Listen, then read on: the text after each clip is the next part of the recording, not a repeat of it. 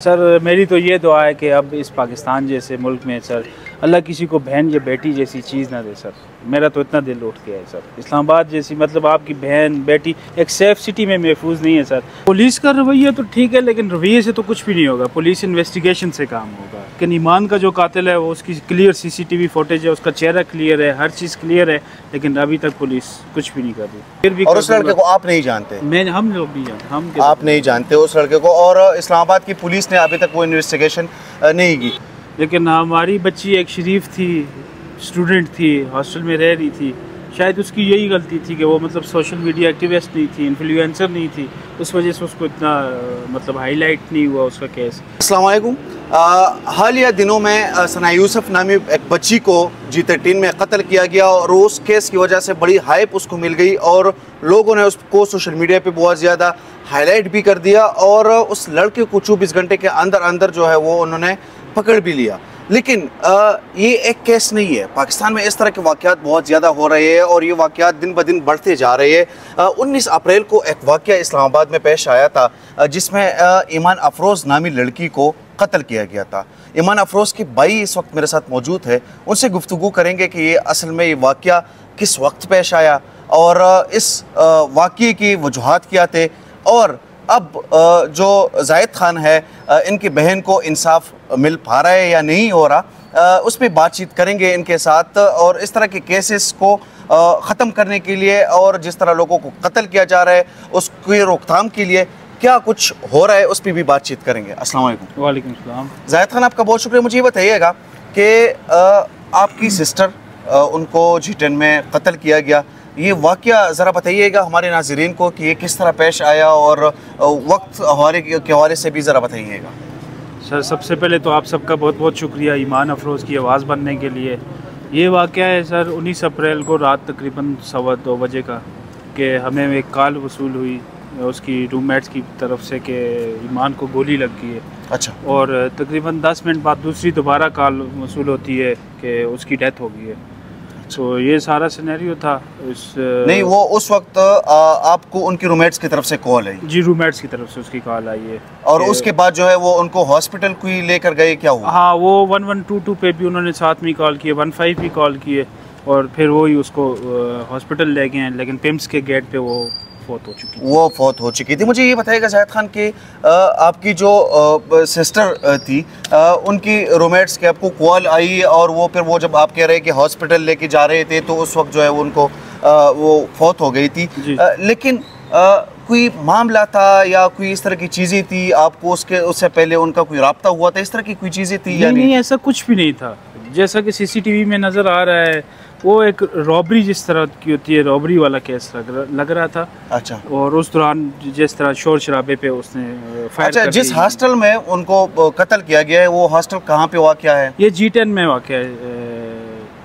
G10 में। और आप कह रहे हैं कि ये कोई G10 और G11 के बीच में ये जगह आती है, राउंड अबाउट पे, जो राउंड अबाउट बड़ा है G10। मुझे जायद खान ये बताइएगा कि ये जो रिजवी रोड, अच्छा रिजवी रोड, मुझे बताइएगा कि उनको जिस तरह कत्ल किया गया उसी वक्त आपका FIR हुआ था या फिर इस्लामाबाद आ गए थे, ये क्या हुआ? तो वो सारा मुझे बताइएगा। मानसरा से इस्लामाबाद जैसे ही मुझे इसकी खबर मिली थी तो मैं विदिन 50 to 55 मिनट इस्लामाबाद पहुंच चुका था।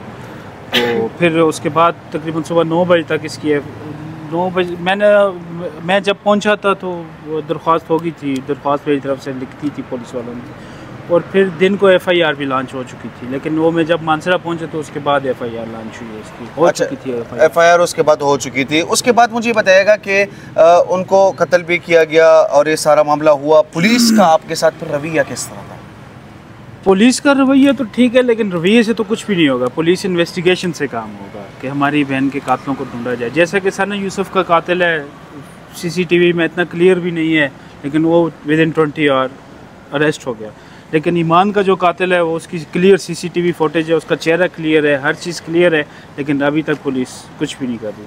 अभी तक नाकाम है पुलिस। अभी तक पुलिस ने कुछ भी नहीं किया। और जब वो उनकी कोई 3 दिन कंप्लीट हुए, आप कह रहे हैं कि फिर इस्लामाबाद की तरफ आप लोग आए और आपने फिर इन लोगों को रिक्वेस्ट की, और आज भी आप इसी चीज़ के लिए आया हूँ इस्लामाबाद। अच्छा, पुलिस का मुझे ज़रा बताइएगा कि अभी आपकी आज भी उनसे मुलाकात हुई है, तो पुलिस ने आपको कोई बावर कराया है कि हम उनको इंसाफ दे देंगे, इस तरह की चीज़ें हो जाएगी? सर पुलिस तो यही कह रही है कि हम पहुँच जाएंगे, लेकिन अभी तक more than 50 days. More than 50 days? जी, मोर देन 50 डेज। और उनको कोई इंसाफ नहीं मिला? कोई रिस्पांस, इन्वेस्टिगेशन नहीं हुई? इन्वेस्टिगेशन मेरे हिसाब से इतनी खास क्लियर नहीं हो रही इन्वेस्टिगेशन। क्लियर इसलिए नहीं हो रही कि उस लड़के का अभी तक पता भी नहीं चला कि कौन है और कौन नहीं है। हालांकि क्लियर सीसीटीवी है, वो मैंने आपको शेयर भी। और उस लड़के को आप नहीं जानते? हम लोग नहीं जानते। आप नहीं जानते उस लड़के को, और इस्लामाबाद की पुलिस ने अभी तक वो इन्वेस्टिगेशन नहीं की। मुझे ये बताइएगा, ज़ाहिद खान के सना यूसुफ का केस आया, वो एक बच्ची थी, बहुत अच्छा कंटेंट क्रिएट करती थी, ठीक है, उनको कत्ल किया गया।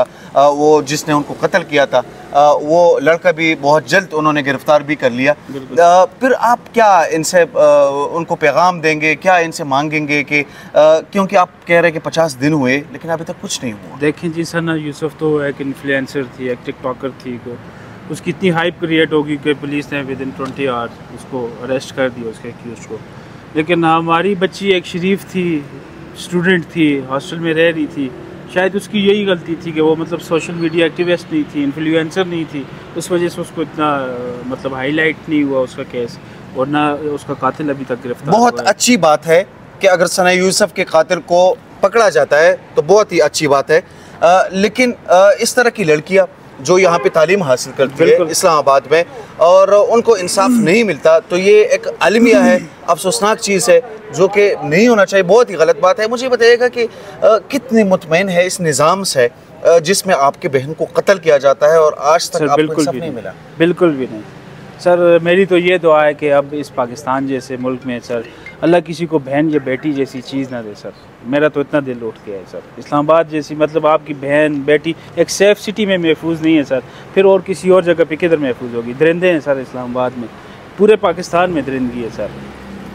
मुझे ज़ाहिद खान आखिरी में आपसे सवाल पूछना चाहूँगा कि आपकी बहन जो है यहाँ पे एजुकेशन हासिल कर रही थी यहाँ पे, और आप भी कह रहे हैं कि बहुत ही एक किस्म की सेफ सिटी है इस्लामाबाद की। जब बात आती है लोग कहते हैं कि ये सबसे महफूज जगह है, आपको लगती है कि सेफ सिटी से पुलिस अभी तक ये कह रही है कि बारिश में हमारे कैमरे काम नहीं कर रहे। अच्छा, बारिश में हमारे कैमरे काम नहीं कर रहे, बला रहे सारा कुछ, तो फिर आप बताएं कि कैसा सेफ सिटी है? बारिश होगी तो कत्ल हो जाएगा, कातिल मतलब आराम से छुप जाएगा। बारिश में तो ये आप बता रहे हैं कि मतलब कोई भी कत्ल किसी को भी करके छुप जाएगा, हमारे सेफ सिटी के कैमरास काम नहीं कर रहे। अच्छा नाज़रीन, ये आलमिया ज़रा देख ले कि वो कह रहे हैं कि बारिश हो रही थी और हमारे कैमरास जो है वो ब्लर आए हैं और उसमें पता नहीं चल रहा है कि क्या हुआ और क्या नहीं हुआ। इस वक्त के हुक्मरानों को, इस वक्त की ब्यूरोक्रेट्स को, इस वक्त की अदालतों को क्या पैगाम देंगे? सर हमें फिल फॉर इंसाफ दिया जाए, हमारी इंक्वायरी की जाए, फ्री एंड फेयर ट्रायल किया जाए, इसका ईमान का सारा कुछ किया जाए। हमें अपना कातिल चाहिए सर। आपको अपना कातिल चाहिए। नाज़रीन, ये देख ले ज़ाहिद खान भी बात कर रही है और इनका जो केस है ये इंतहाई अफसोसनाक भी है, लेकिन इसके साथ साथ ये फिर लोग मुख्तलिफ़ किस्म की बातें करते रहते हैं कि ये हुआ वो हुआ और पता नहीं क्या क्या था, लेकिन ज़ाहिद खान यहाँ पे खड़ा है, उनका भाई है, लेकिन वो कह रहे हैं कि मुझे उसका कातिल चाहिए और हमें इंसाफ भी चाहिए। इसका मतलब है कि ज़ाहिद खान ठीक कह रही है और वो लोग गलत है, लेकिन वो बंदा इतना शायद ताकतवर है कि इस्लामाबाद के हुक्मरानों से भी, इस्लामाबाद की पुलिस से भी, इस्लामाबाद की इंतज़ामिया से भी वो ज़्यादा ताकतवर है। पुलिस ने काम है सर। पुलिस आपको क्या कह रही है ज़ाहिद खान? बस ढूंढ रहे हैं, हम ढूंढ रहे हैं, मिल जाएगा, लेकिन मोर देन 50 डेज कुछ भी नहीं हुआ, आपको पता है। और आप इतने बड़े इन्फ्लुएंसर है नहीं कि आप अपने लिए आवाज़ उठाएं। बिल्कुल यही बात है सर। सना यूसुफ तो एक टिकटॉकर थी, इन्फ्लुएंसर थी, उसके लिए बाकी मीडिया वाले भी आवाज़ उठी, लेकिन हम लोग एक गांव के लोग हैं, शायद एक बैकवर्ड एरिया से हैं, उस वजह से हमारी इतनी आवाज़ नहीं उठी, हम चुप रहे। ज़ाहिद खान पुलिस के साथ तावन किया, पुलिस के कहने पे तावन किया, लेकिन रिस्पॉन्स ज़ीरो है। ज़ाहिद खान, आप उसी गांव से हैं और आपके पास सोशल मीडिया का शायद ताकत नहीं है, इस तरह की चीज़ें तो नहीं है, लेकिन कब तक ये जद्दोजहद करते रहेंगे? सर हम तो अपनी आखिरी सांस तक, अपनी बहन को इंसाफ दिलाने तक हम ये जद्दोजहद जारी रखें। हम प्रोटेस्ट भी करेंगे इस्लामाबाद में आके, हर जगह पे उसकी आवाज़ उठाएंगे, जो कुछ हमसे हो सका हम वो करेंगे। नाज़रीन, ये आपने देख लिया, ज़ाहिद खान से भी हमारी बात हुई। ईमान अफरोज़ नामी एक लड़की जिनको G10 के हॉस्टल में कत्ल किया गया, आज तक उनका जो मुजरिम था, उनका जो कातिल था, वो पकड़ा नहीं गया, क्योंकि वो बारिश की वजह से कैमरे सही से काम नहीं कर रहे थे और वो ब्लर आया हुआ है। और आज तक ये जाहिद खान जो है यहाँ पे इस्लामाबाद में आते इंसाफ ढूंढते आज तक इनको इंसाफ नहीं मिला। और ये सबसे महफूज तरीन शहर है पूरे पाकिस्तान में, लेकिन इनको इंसाफ नहीं मिला। इंशाल्लाह इनके केस को जो है वो फॉलो करते रहेंगे। इस्लामाबाद की इंतज़ामिया से, इस्लामाबाद की पुलिस से सबसे सवाल भी करेंगे कि ईमान अफरोज़ का कसूर क्या था जिनको कत्ल किया गया और उसके बाद उनको आज तक इंसाफ भी नहीं मिला। इंशाल्लाह एक नए एपिसोड में दोबारा आप लोगों के साथ मुलाकात होती है। बहुत शुक्रिया।